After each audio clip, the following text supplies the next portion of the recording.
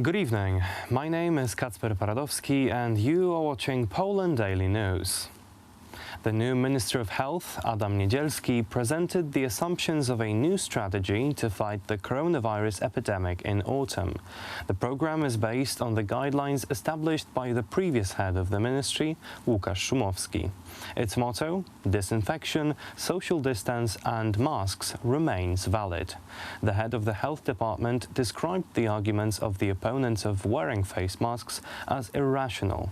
Dezynfekcja, dystans I maseczki. Disinfection, social distance and face masks. These are still the real weapons in the fight against the epidemic. All simulation models, very advanced analyses, indicate that on a greater scale, these are very important elements of keeping the pandemic under control. There is a certain anti-mask movement in society that is contesting these values. I believe this is an unreasonable approach. I urge everyone to wear masks. When I was still working for the National Health Fund, we launched a special action promoting the wearing of masks, which was supported by many authorities, both medical and public. Let's not manage on the basis of exceptions, but let's encourage the good habit of wearing masks.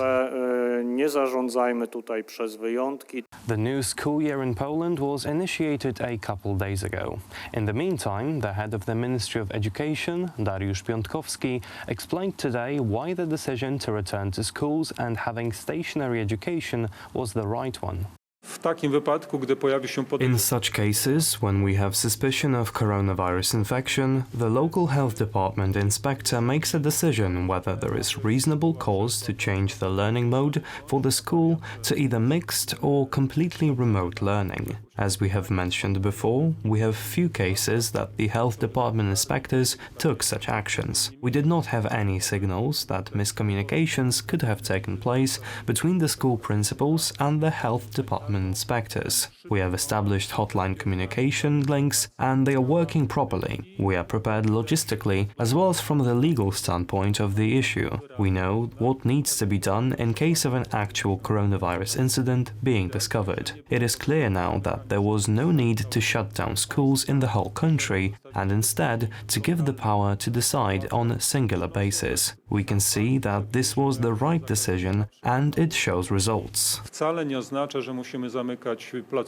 The Warsaw Court ruled that Piotr Nisztor, an investigative journalist writing for Gazeta Polska, is banned from publishing anything for a year concerning the president of the Polish Football Association, Zbigniew Boniek, and his business relations with Andrzej Placzyński, the head of Sport 5 company dealing with television rights for the broadcast of football matches.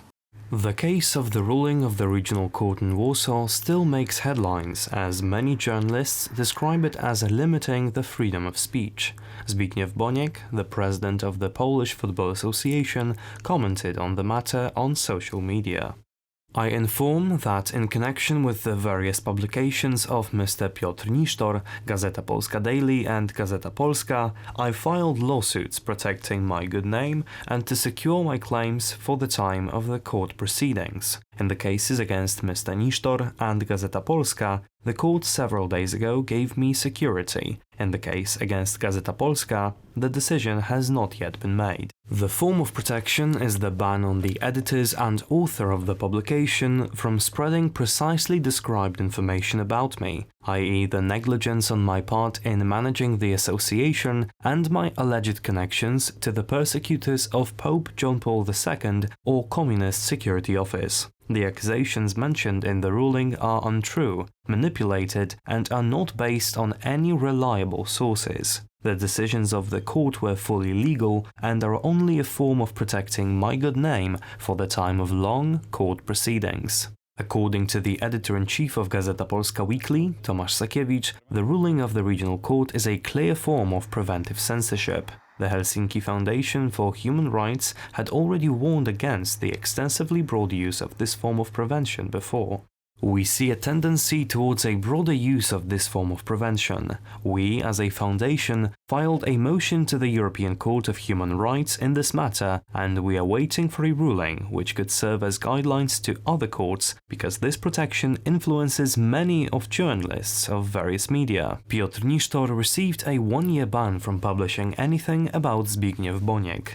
The journalist already yesterday filed a motion to dismiss the court's decision. In the meantime, the editorial office of Gazeta Polska intends to continue publishing articles regarding the head of the Polish Football Association.